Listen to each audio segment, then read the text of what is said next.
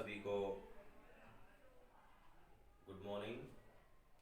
आज हम आपका 12th क्लास का फिजिक्स का सिलेबस स्टार्ट करवाने जा रहे हैं और उसके साथ हम एक हिदायत और देना चाहेंगे कि घर पर रहिए, सुरक्षित रहिए, स्टे होम, स्टे सेफ।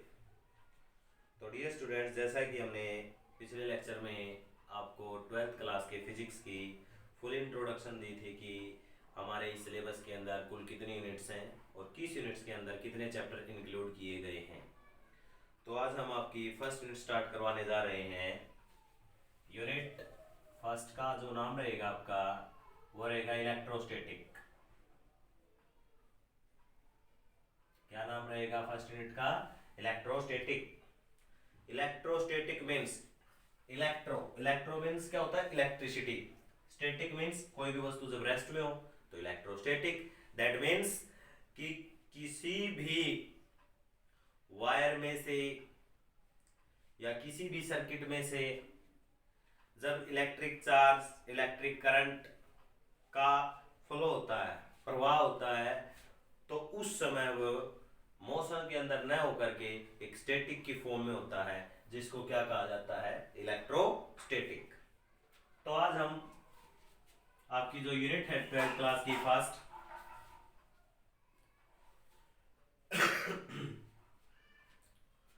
तो आज हम आपकी जो 12th क्लास की फर्स्ट यूनिट है इलेक्ट्रोस्टैटिक,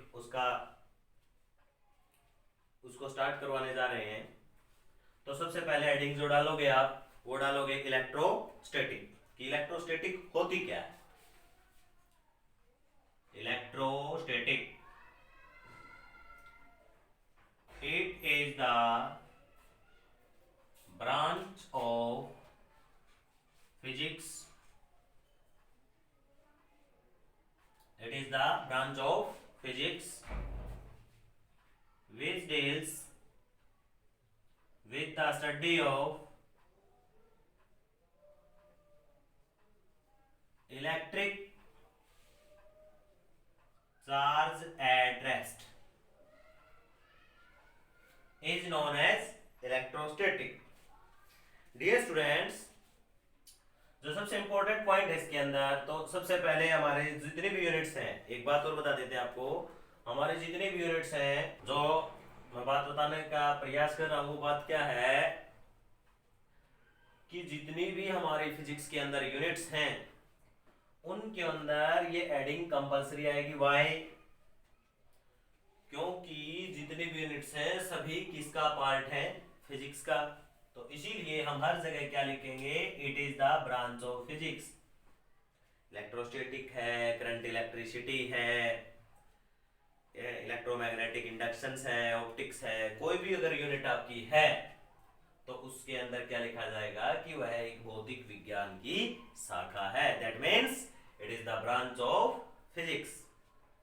तो यहाँ पर क्या बताया गया इलेक्ट्रोस्टैटिक की डेफिनेशन में? It is the branch of physics which deals with the study of electric charge at rest is known as electrostatic. अब इलेक्ट्रोस्टैटिक को क्लासिफाइड किया गया है 4 पार्ट्स में, जो मैंने यूनिट्स की जो इंट्रोडक्शन दी थी उसके अंदर बता भी दिया था। अब मैं डायरेक्ट आपको फर्स्ट चैप्टर का नाम बता रहा हूं, जिसका नाम है इलेक्ट्रिक चार्ज। तो चैप्टर ए का नाम क्या रहेगा? Electric charge. चैप्टर ए है, चैप्टर ए का नाम रहेगा इलेक्ट्रिक चार्ज। अब इसकी डेफिनेशंस लिखेंगे। Electric charge, it is the fundamental properties of all materials, bodies. It is the fundamental properties of all material bodies due to which they exert and experience a electric force.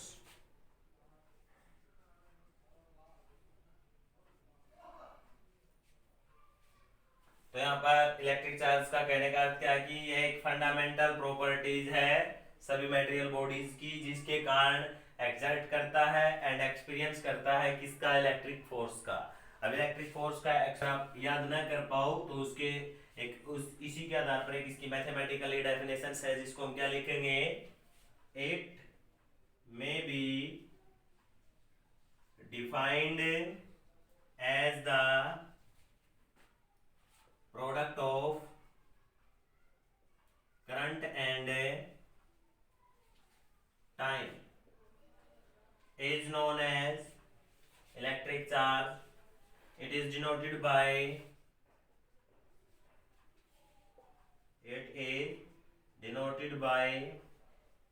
Q, capital Q के द्वारा भी denote किया जा सकता है, confuse मत होना।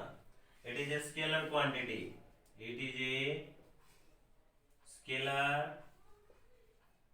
Quantity. ये कैसी क्वांटिटी कहलाएगी, स्केलर क्वांटिटी कहलाएगी, ठीक है। Mathematically it can be written as, mathematically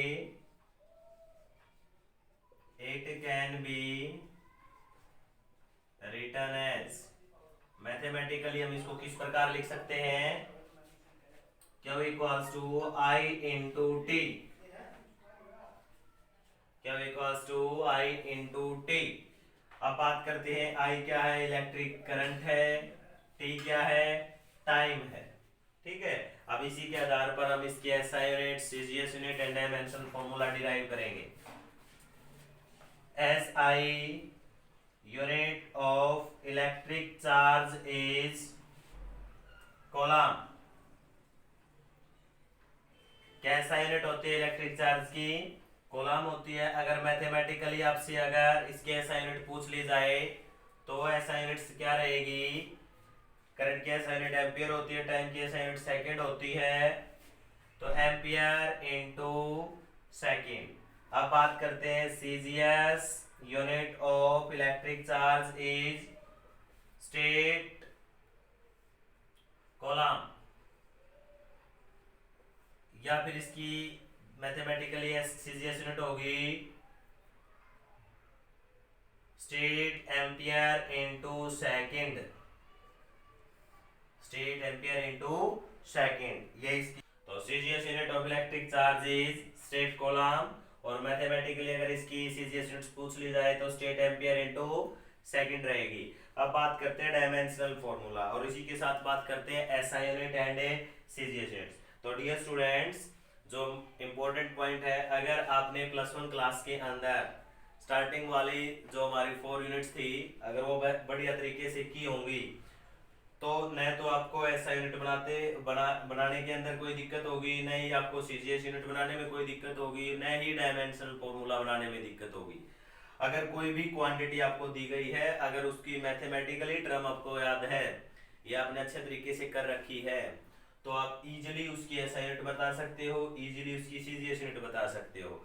अगर जिसको मैथमेटिकली टर्म याद है, एसआई और सीजीएस जिसको इजीली बनाने आती है, तो मैं डेफिनेटली बोल सकता हूँ उसको डायमेंशनल फॉर्मूला बनाते वक्त के साथ मैं यहाँ पर ये भी बता देता हूँ, अगर आपको एसआई यूनिट बनाने में, सीजीएस यूनिट बनाने में या डायमेंशनल फॉर्मूला बनाने में कोई दिक्कत आ रही है तो आप हमें कमेंट बॉक्स में लिखकर बता सकते हैं, या हमारी जो जीमेल है pmsgatolligroup@gmail.com, उसके अंदर भी आपकी प्रॉब्लम्स डाल सकते हैं कि सर हमें ये नहीं आया, तो हम आपको इजीली इस प्रॉब्लम का सॉल्यूशन कर सकते हैं। तो उसके बाद हम इसका डायमेंशनल फॉर्मूला बनाते हैं। डायमेंशनल फॉर्मूला वेरी सिंपल है। इलेक्ट्रिक चार्ज का डायमेंशन ए होता है, ए मींस एम्पियर, और टाइम का डायमेंशन टी होता है। तो dimensional formula of electric charge is a. तो यहाँ तक आपका जो कंसेप्ट है इलेक्ट्रिक चार्ज का वो क्लियर होता है। उसके बाद हम बात करते हैं टाइप्स ऑफ इलेक्ट्रिक चार्ज। तो डियर स्टूडेंट, साथ ही साथ में इसको उतारते भी रहना ताकि आपको कोई दिक्कत ना हो, और एक बुक भी प्रिपेयर कर लोगे ताकि हमें किसी दूसरे की बुक लेने के लिए इधर उधर न जाना पड़े, और आराम से एक बार नोट करने के बाद हम इजीली उसको दोबारा से रिवाइज करें तो हमें रिवाइज करने में आसानी होगी। Basically there are two type of electric charge. पहला जो चार्ज रहेगा वो रहेगा पॉजिटिव चार्ज, और दूसरा जो चार्ज रहेगा वो रहेगा नेगेटिव चार्ज। तो हमारे पास कितने टाइप्स के चार्ज होते हैं? दो टाइप्स के चार्ज होते हैं, पॉजिटिव चार्ज होता है, एक नेगेटिव चार्ज होता है। पॉजिटिव चार्ज क्या होता है और नेगेटिव चार्ज क्या होता है? आपने बैटरी का सेल देखा होगा। वो बैटरी के सेल में क्या होता है, एक भाग तो प्लेन होता है, एक भाग उभरा हुआ होता है, डॉटेड ऊपर सर्कल होता है उसके। इस तरीके से एक प्लेन फेस होगा, एक हिस्सा जिसके ऊपर एक उभरा हुआ भाग होगा, हिस्सा होगा। तो जो उभरा हुआ हिस्सा होता है उसके ऊपर पॉजिटिव चार्ज होता है, जो प्लेन फेस होता है उसके ऊपर नेगेटिव चार्ज होता है। तो ये है। और सेल के अंदर जो रोड होती है वो इलेक्ट्रोलाइट की बनी हुई होती है। जो रोड होती है इलेक्ट्रो रोड बोल सकते हैं उसको। तो पॉजिटिव चार्ज नेगेटिव चार्ज का किसी भी इलेक्ट्रिक सर्किट में आपको आइडेंटिफाई करना हो तो इजीली कर सकते हैं। तो सेल के अंदर मैंने बता दिया कि कौन सी किस फेस के ऊपर पॉजिटिव चार्ज होता है, किस फेस के ऊपर नेगेटिव चार्ज होता है। अब बात करते हैं इंटरेक्शंस बिटवीन चार्जेस। इसकी बात करते हैं interactions between charges. Interaction between charges, जो इंटरेक्शंस बिटवीन चार्जेस है और experience.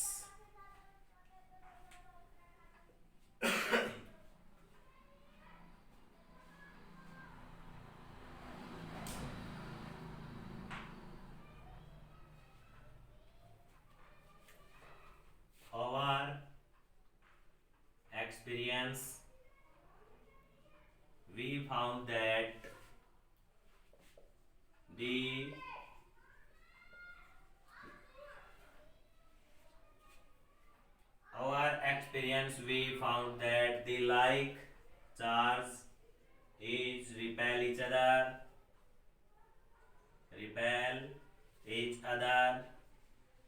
and unlike charge is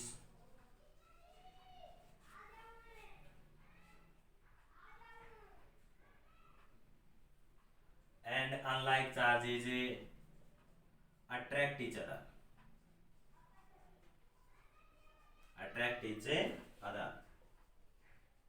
तो यहाँ पर जो इंटरेक्शंस बिटवीन चार्जेस है कि चार्जेस के बीच में किस तरीके से इंटरेक्शंस होता है, तो वहाँ पर क्या बताया गया है कि और एक्सपीरियंस, हमारे अनुभव के द्वारा वी फाउंड दैट, हमें यह पता चलता है कि जो लाइक चार्जेस होते हैं वो हमेशा एक दूसरे को रिपेल करते हैं, अपने आप से दूर भगाते हैं, और अनलाइक चार्जेस होते हैं वो अपने यानी एक दूसरे को अपनी तरफ अट्रैक्ट करते हैं।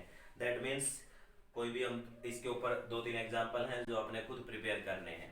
ठीक है, अगर प्रिपेयर नए करने आए तो वो भी हमें बता सकते हैं। अब मैं उन एग्जाम्पल्स को एक्सप्लेन कर देता हूँ, आसानी से समझ लेना। फॉर एग्जाम्पल, अब एग्जाम्पल्स बताता हूँ कि किन किन ऑब्जेक्ट्स के ऊपर पॉजिटिव चार्ज होता है, किन किन ऑब्जेक्ट्स के ऊपर नेगेटिव चार्ज होता है। तो ये ऑब्जेक्ट्स जो बताऊंगा ये पॉजिटिव चार्ज के होंगे, इनके नीचे पॉजिटिव चार्ज, और इस साइड जो लिखेंगे वो होंगे नेगेटिव चार्ज। तो पॉजिटिव चार्ज का जो पहला एग्जाम्पल है वो रहेगा ग्लास रोड। ग्लास रोड सुना होगा आपने, कांच की रोड जिसके ऊपर पॉजिटिव चार्ज होता है। दूसरा होता है या नेगेटिव चार्ज किसके ऊपर होता है, एबोनाइट रोड। उसके बाद अगर हम बात करें, दूसरा एग्जांपल दे रहे हैं हम आपको, ड्राई एयर, हमारे सूखे हुए बाल। उसी के साथ हम एग्जांपल देते हैं कोम, कंघा, जिनके स्टिक। उसके बाद तीसरा जो एग्जांपल रहेगा वो एग्जांपल क्या रहेगा, तीसरा एग्जांपल जो हमारा है वुलन क्लॉथ्स। उसके बाद अगर इसकी बात करें रबर एटसेट्रा। तो डियर स्टूडेंट्स, जो यहाँ पर इम्पोर्टेंट पॉइंट्स है, पॉजिटिव चार्ज ग्लास रोड के ऊपर पॉजिटिव चार्ज होता है, ड्राई एयर्स के ऊपर पॉजिटिव चार्ज होता है, वुलन क्लॉथ के ऊपर पॉजिटिव चार्ज होता है। नेगेटिव चार्ज की बात करें तो एबोनाइट रोड के ऊपर नेगेटिव चार्ज होता है। काम लग रहा था मैं, काम लग रहा था। गोम एंड प्लास्टिक, इनके ऊपर नेगेटिव चार्ज होता है। कंघा, गोम को क्या बोलते हैं, कंघा प्लास्टिक में प्लास्टिक होता है, आपने देखा भी होगा, कुर्सी हैं, स्टूल हैं जो प्लास्टिक की बनी हुई होती हैं। रबर, ये भी आपने देखा होगा। तो अब जो एग्जांपल्स हम आपको समझाने की कोशिश कर रहा हूँ कि कौन से चार्ज एक दूसरे को रिपेल करते हैं और कौन से चार्ज एक दूसरे को अट्रैक्ट करते हैं। फॉर एग्जांपल हम दो ग्लास रोड ले लेते हैं। ये हमारे पास दो ग्लास रोड है, ग्लास रोड के ऊपर पॉजिटिव चार्ज होता है, ये भी आपने पता ही है। अब ये क्या करती हैं, अभी हमने यहाँ पर लाइन लिखी है कि ओवर एक्सपीरियंस हमारे अनुभव के द्वारा हमें ये पता प्राप्त होता है कि लाइक चार्ज रिपेल करते हैं। दैट मीन्स एक दूसरे को अट्रैक्ट करने की बजाय एक दूसरे को अपने से क्या करेंगे, रिपेल करेंगे। जो वर्डिंग मैंने बोली है, पहले डायग्राम बनाना, फिर इसके ऊपर रिलेटेड आपने दो तीन लाइन लिखनी है कि the glass rod acquire positive charge की ग्लास रोड किसको एक्वायर करती है, पॉजिटिव चार्ज को अट्रैक्ट एक्वायर करती है अपने ऊपर। उसके बाद जब ये एक दूसरे को क्लोज लेके जाते हैं दोनों रोड्स को, तो एक दूसरे को अपने आप से क्या भगाती हैं, दूर भगाती हैं। फॉर एग्जांपल एक एग्जांपल मैं इजीली बता भी सकता हूँ, कोई भी मैग्नेट है यानी चुंबक है, उस चुंबक को हम बीच में से तोड़ देते हैं। जब हम तोड़ देते हैं तो अपने पता भी होगा मैग्नेट के ऊपर दो पोल होते हैं, एक साउथ पोल होता है, एक नॉर्थ पोल होता है। अब हमने इस मैग्नेट को तोड़ दिया, अगर इसके ऊपर साउथ पोल है तो इसके ऊपर भी साउथ पोल है, और जब दो पोल सेम होंगे तो वो क्या करेंगे, रिपेल करेंगे। कभी भी उस साइड से मैग्नेट अट्रैक्ट नहीं करेगा। आप ट्राई करके भी देख सकते हैं, आपको मैं फील भी होगा कि ये बात रियलिटी है या नहीं है, रियलाइज होगा अपने आप।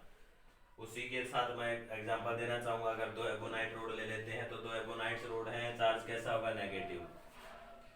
तो जो एबोनाइट रोड है उनके ऊपर नेगेटिव चार्ज होगा, तो नेगेटिव चार्ज होगा, वो भी एक दूसरे को अपने आप से क्या करेंगे, रिपेल करेंगे। ठीक है, क्यों, क्योंकि उनके ऊपर भी लाइक चार्ज है। अगर हम एक ग्लास रोड ले लेते हैं, दूसरी एबोनाइट रोड ले लेते हैं, तो glass rod definitely ebonite road को अपनी तरफ अट्रैक्ट करेगी ही करेगी। तो यहाँ पर बता भी गया है कि अनलाइक चार्जेस होंगे वो अट्रैक्ट करेंगे, और लाइक चार्जेस होंगे अपने आप से एक दूसरे को दूर भगाएंगे। तो इनके ऊपर दो तीन एग्जांपल, एक एग्जांपल आपने देना है दोनों पॉजिटिव चार्ज के ऊपर, एक एग्जांपल आपने देना है दोनों नेगेटिव चार्ज के ऊपर, और एक एग्जांपल आपने प्रिपेयर करना है एक पॉजिटिव और एक नेगेटिव के चार्ज को लेकर के, और उनके ऊपर दो दो दो दो तीन तीन लाइन आपने कंस्ट्रक्शंस की लिखनी है ताकि इजीली हमें याद भी हो जाए। तो उसके बाद जो हमारा नेक्स्ट कंसेप्ट फ्रेंड्स, तो हमारा जो नेक्स्ट टॉपिक है वो टॉपिक रहेगा origin of charge.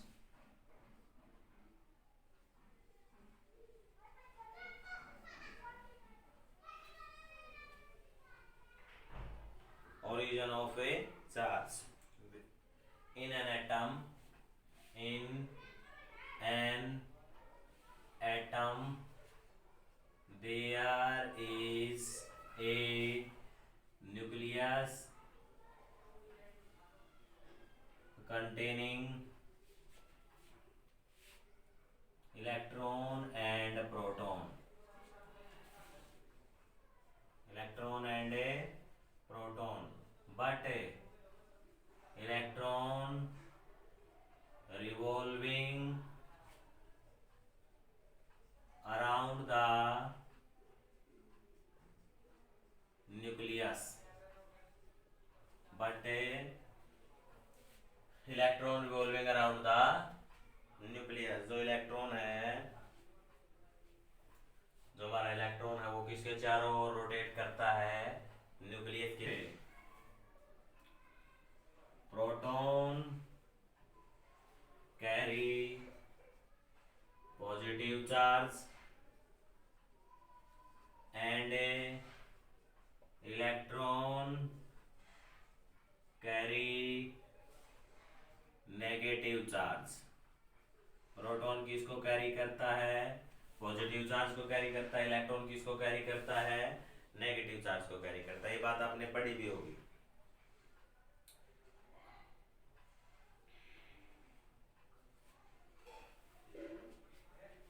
But neutron are electrically neutral, but electron are electrically now the number of electron is same for total number of proton, so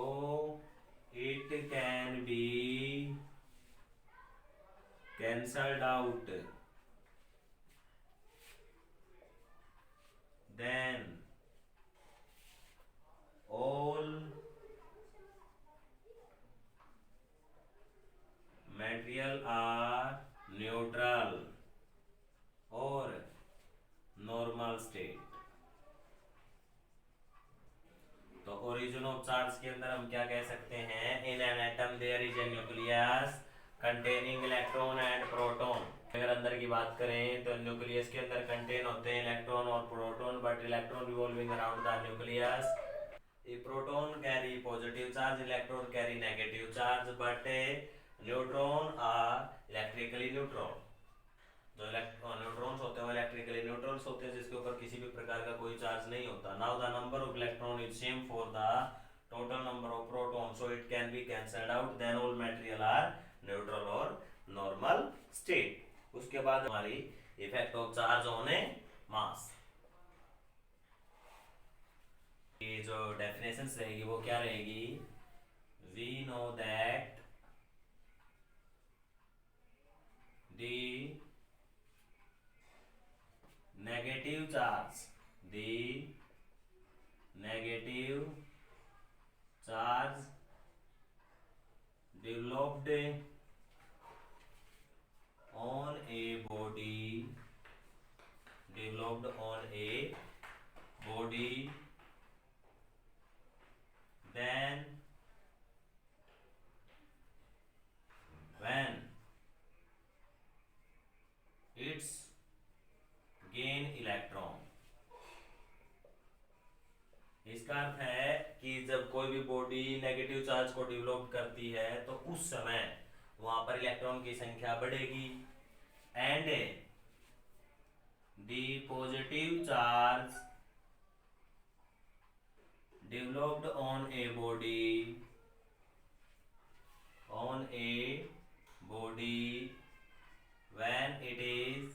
when it's loss electron, उस समय वहां से electron की संख्या क्या हो जाएगी, घट जाएगी, क्योंकि वहां पर जो चार्ज डेवलप्ड हो रहा है कैसा चार्ज डेवलप्ड हो रहा है, positive. Now the mass of negatively charge body is increased in comparison to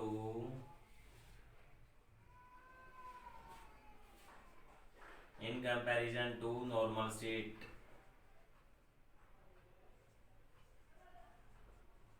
and the mass of positively charged body is decreased in comparison to normal state। यहाँ पर कहने का अर्थ है कि अगर किसी भी नेगेटिवली, यानी कोई भी, यहाँ पर क्या कहे, now the mass of negatively charge body, अगर किसी भी नेगेटिव चार्ज का मास है वो इंक्रीज हो रहा है किसके कंपैरिजन में, नॉर्मल स्टेट के कंपैरिजन में, न्यूट्रल स्टेट के कंपैरिजन में। और अगर किसी भी बॉडी का मास पॉजिटिव है उस समय वह डिक्रीज हो रहा है